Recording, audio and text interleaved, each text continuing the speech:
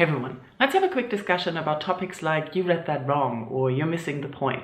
As someone who leaves reviews about books that are sometimes critical, I am quite familiar with those comments, and I'm sure you are too if you do the same thing. And I don't know how it is for you, but for me that rarely means I change my opinion about the book. It just makes me think that the commenter lacks the understanding that books are read differently by different people, and that not every book works the same way for every person. Let me give you two examples of books where I frequently get those kinds of comments. One is Disgrace, where I can't forgive the author for letting the main character get away with being an arrogant, abusive womanizer. And people tell me I get that wrong, and that is okay to be like that, and that it's important to read about people like that. Strangely enough, those are often people that I think feel very comforted in being told that it's okay, that being too old to change is a valid argument to be an asshole.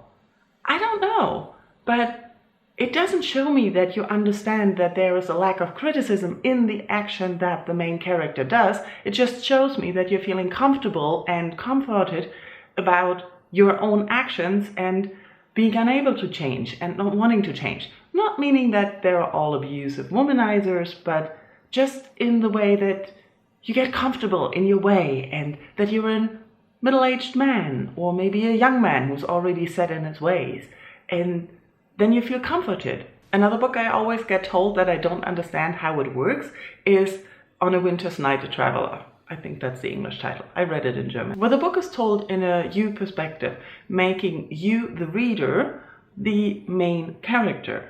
And people love that. And I say it doesn't work.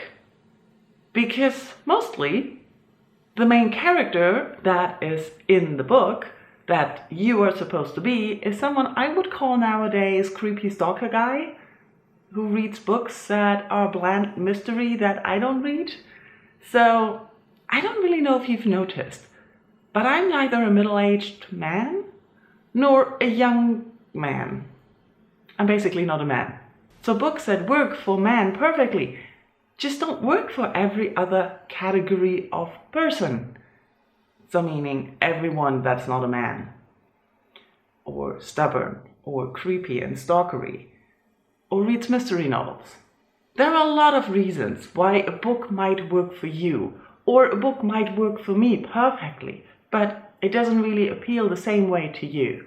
So I don't think that there's just one way to read a book, and that there's just one book that we all share. I think when you read a book, you bring your own experiences to the book and also to the interpretation of the book.